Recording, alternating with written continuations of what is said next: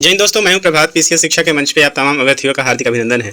आज चर्चा के मुख्य बिंदु में है बिहार से एक न्यूज, जहां बात की जा रही है कि बिहार में एक न्यूक्लियर पावर प्लांट लगने वाला है। काफ़ी इंपॉर्टेंट ये न्यूज है। आपको मालूम है कि बिहार अभी चर्चे के मुख्य बिंदु में है। कारण यह है कि अभी हाल फिलहाल में अक्टूबर और नवंबर के बीच में आप देखेंगे कि बिहार में यहाँ विधानसभा का चुनाव होने वाला है।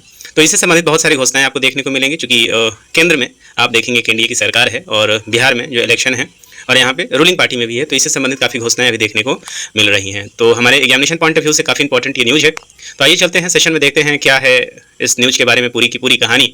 इससे पहले आप सभी को याद करा दें कि यदि आपने चैनल को सब्सक्राइब नहीं किया है तो चैनल को जरूर सब्सक्राइब कर लें, ताकि इस तरह के इंपॉर्टेंट अपडेट आपको टाइम टू टाइम मिलता रहे। आइए चलते हैं सेशन में। यहाँ पे जो मैंने संदर्भ लिया है, ये संदर्भ आप देख सकते हैं कि यहाँ पे लगभग सभी प्रिंट मीडिया ने इसको कवर किया है, और हमने जो यहाँ पे संदर्भ लिया है वो संदर्भ लिया है, यहाँ पे आप देख सकते हैं दैनिक जागरण का 25 जून का जो न्यूज़पेपर था, वहाँ पे हालांकि ये जो घोषणा था 24 जून को हो चुका था, और 25 जून के न्यूज़पेपर में आप देखेंगे कि यहाँ पे स्टेटमेंट आता है। पिक्चर में आप देख रहे हैं यहाँ पे भारत के जो नए ऊर्जा मंत्री हैं मनोहर लाल खट्टर जी का पिक्चर आप देख रहे हैं। स्टेटमेंट क्या आया है, तो बिहार में परमाणु ऊर्जा उत्पादन की इकाई लगेगी।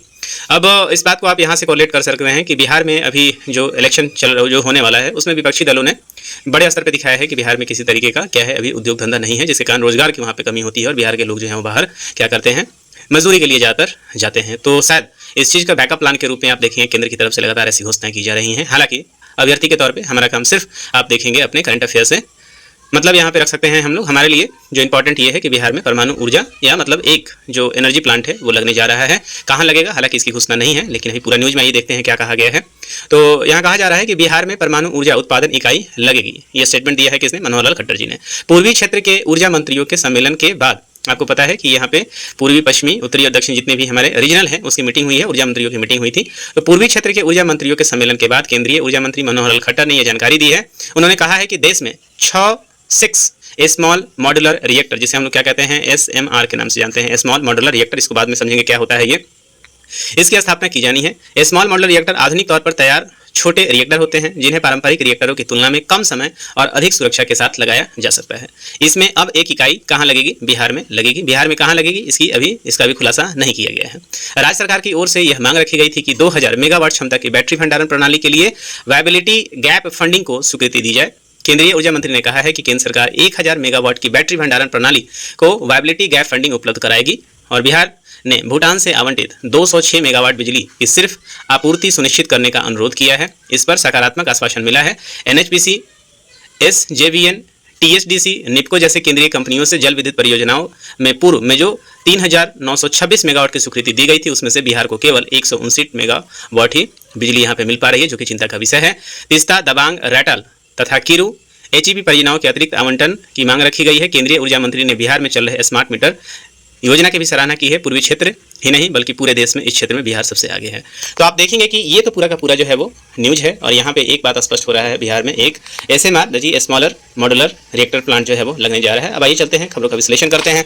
तो चर्चा में क्यों है, यहाँ आपने देख लिया है कि बिहार भारत के उन पहले 6 राज्यों में शामिल होगा जिन्हें देश के नए परमाणु ऊर्जा मिशन के तहत पहला परमाणु ऊर्जा संयंत्र मिलेगा। आपको याद आ रहा होगा जब बजट की घोषणा की गई थी, तो बजट में आप देखेंगे 20,000 करोड़ रुपए का जो फंड है वो परमाणु ऊर्जा को दिया गया था।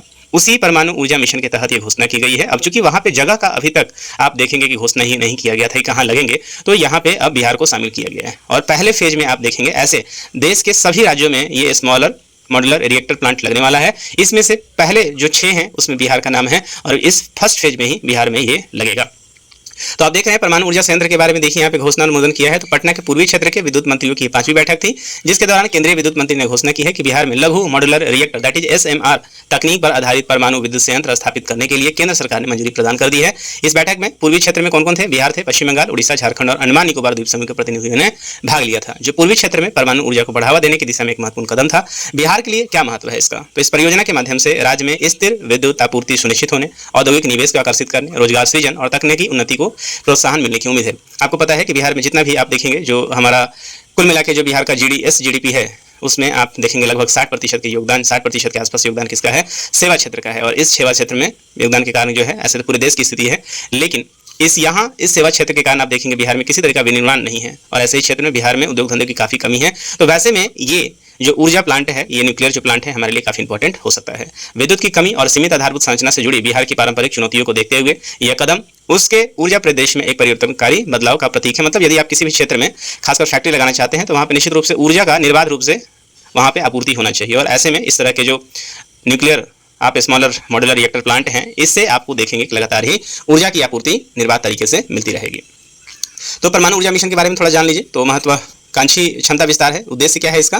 तो इसका उद्देश्य भारत की परमाणु ऊर्जा क्षमता को वर्तमान में 8180 मेगावाट, अभी आप देखेंगे 30 जनवरी 2025 तक भारत में जो ये क्षमता है 8180 मेगावाट का है, इसे बढ़ाकर 2047 तक 100 गीगावाट करना है। इस बात को आप याद रखेंगे, कितना करना है? 100 गीगावाट करना है, जिसमें परमाणु ऊर्जा को भारत के ऊर्जा मिश्रण का एक प्रमुख स्तंभ के रूप में स्थापित किया जा सकता है और दीर्घकालिक ऊर्जा सुरक्षा और स्थिरता को समर्थन मिल पाएगा। स्वदेशी प्रौद्योगिकी पर स्थान आप देखें तो यह मिशन आप देखें, स्वदेशी मतलब जो हमारा अपने देश का जो भी टेक्नोलॉजी है, तो इसे टेक्नोलॉजी में भी सुधार होगा। यह मिशन 20,000 करोड़ रुपए के आवंटन के साथ स्वदेशी प्रौद्योगिकी मतलब जो हमारा इंटरनल जो हमारा स्वदेशी कहेंगे इंडियन जो टेक्नोलॉजी है, विशेष रूप से लघु मॉड्यूलर रिएक्टर SMR के अनुसंधान और विकास को प्राथमिकता देगा।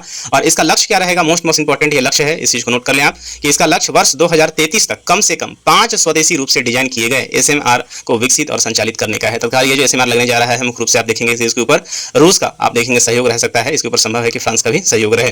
तो विकसित और संचालित करता है जिससे दबाव युक्त भारी जल रिएक्टर नटी हैवी वाटर जिसको कहा जाता है, भारत की विशेषज्ञता का लाभ उठाया जा सकेगा। तो सबसे इंपॉर्टेंट ये है आपके लिए कि 2033 तक 2033 तक कम से कम 5 स्वदेशी रूप से डिजाइन किए गए SMR जो है यहाँ पे विकसित कर लिया जाएगा। सबसे बड़ा उद्देश्य आप देखें कि प्रत्येक राज्य में ये संयंत्र को लगा जाना है। बिहार में यदि 28 राज्य हैं तो 28 राज्य में आप देखेंगे और 8 केंद्र शासित प्रदेश भी हैं। यहाँ तो यूटी की बात अभी नहीं की जा रही है, लेकिन 28 तो तय हैं। इस मिशन के अंतर्गत भारत की ऊर्जा सुरक्षा को बढ़ाने के लिए प्रत्येक राज्य में एक परमाणु ऊर्जा संयंत्र स्थापित करने का भी लक्ष्य निर्धारित किया गया है। उसके बाद देखिए निजी क्षेत्र की यहाँ पे भागीदारी हो रही है, मतलब पीपी मॉडल पे बात किया जाएगा। प्राइवेट पार्टनरशिप यहाँ पे रहेगी, सरकारी और प्राइवेट दोनों है। तो निजी निवेश और सहयोग को प्रोत्साहित करने के लिए परमाणु ऊर्जा अधिनियम 1962 और परमाणु क्षति के लिए नागरिक आयुक्त अधिनियम 2010 में संशोधन के लिए विधायी परिवर्तन की योजना बनाई गई है। अभी तक आप देखेंगे इस तरह की एनर्जी के लिए प्राइवेट प्लेयर को साथ में नहीं लाया जा रहा था, लेकिन अब यहाँ पे क्या किया जा रहा है कि प्राइवेट प्लेयर को साथ लाया जा रहा है।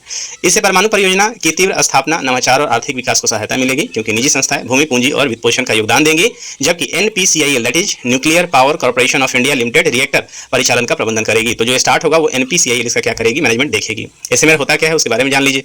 तो SMR क्या है? तो एक उन्नत परमाणु रिएक्टर है। अभी जितने भी हमारे पास न्यूक्लियर रिएक्टर हैं, चाहे वो कल्पक्कम में हो, चाहे वो हमारा नरोड़ा में हो, इन सारे जगहों में से ये सब बड़े प्लांट हैं। तो इसी का छोटा छोटा प्लांट क्या किया जाएगा? सेटअप किया जाएगा, जिससे खतरा भी कम हो और एनर्जी भी हमारे पास मिलता रहे। और इसकी क्षमता कितनी होगी? तो मैक्सिमम 300 मेगावाट तक आप देखेंगे इसकी क्षमता होने वाली है, जो पारंपरिक रिएक्टरों की क्षमता का लगभग 1/3 है। और यह तकनीक उन्नत, लागत प्रभावी तथा सुरक्षित है। और इसमें आप देखेंगे कि पैसा थोड़ा कम खर्च होगा और विशेष रूप से उन क्षेत्रों के लिए उपयुक्त है जहां मध्यम विद्युत की मांग होती है या बड़े संयंत्रों की स्थापना संभव नहीं है। तो आप देखेंगे कि यहाँ पे आप देखेंगे SMR के माध्यम से एक तो निर्बाध ऊर्जा हमें प्राप्त होगी, दूसरा कम रेट पे ये हमें प्राप्त हो सकता है। भाभा परमाणु अनुसंधान केंद्र दैट इज बार्क बंद हो रहे कोयला आधारित बिजली संयंत्रों को पुनः उपयोगी बनाने तथा दूर दराज के क्षेत्रों में ऊर्जा आवश्यकता को पूरा करने के लिए SMR पर कार्य करेगी। आप देख रहे हैं कि लगातार यहाँ पे ग्लोबल वार्मिंग को देखते हुए कोल एनर्जी से हम लोग शिफ्ट कर रहे हैं, कहाँ हम लोग रिन्यूएबल एनर्जी की तरफ, और उसमें परमाणु जो है वो हमारा एक इंपॉर्टेंट फेज बन सकता है। तो ऐसे में जहां जहां ये कोल एनर्जी बंद होने जा रहा है उसके लिए भी एक अच्छा ऑप्शन बन सकता है। परमाणु ऊर्जा विभाग जिसको हम DAE कहते हैं, भारत के विशाल थोरियम, आपको पता है कि केरल के क्षेत्र में क्या है, थोरियम जो है वो प्लेंटी में मिलता है और इसी थोरियम का यहाँ पे क्या किया जाएगा? एनर्जी के रूप में इस्तेमाल किया जाएगा। तो विशाल थोरियम संसाधनों के उपयोग के लिए हाइड्रोजन उत्पादन हेतु उच्च तापमान गैस स्थित रिएक्टरों तथा पिघले हुए नमक रिएक्टरों जैसे रिएक्टरों के विकास पर ध्यान केंद्रित करेगी। आपको तो पता है कि पिघले हुए नमक से रिएक्टर का काम भी किसने शुरू किया है? चाइना ने शुरू किया है। तो ये पूरा का पूरा न्यूज है और इस न्यूज में 2 अच्छी बातें हैं कि बिहार में कोई इस तरह की फैक्ट्री लगने जा रही है एनर्जी से रिलेटेड। तो ये बिहार के लिए काफ़ी अच्छी न्यूज़ है, बिहार वासियों के लिए काफ़ी अच्छी न्यूज़ है और जो 71st BPSC अभी होने वाला है उसके लिए काफ़ी इंपॉर्टेंट ये न्यूज़ बन सकता है। तो मुझे उम्मीद है कि इस टॉपिक को मैं अच्छे से आपको समझा पाया हूँ और यदि आपको सेशन अच्छा लगा हो तो अपने दोस्तों के बीच में शेयर करें, कमेंट करें, लाइक करें और यदि फेसबुक पे आप इसे देख रहे हैं तो पेज को भी फॉलो करें। इस सेशन में इतना ही, मिलेंगे आपसे अगले सेशन में। तब तक लीजिए दीजिए मुझे विदा। साइनिंग ऑफ, दिस इज प्रभात। जय हिंद।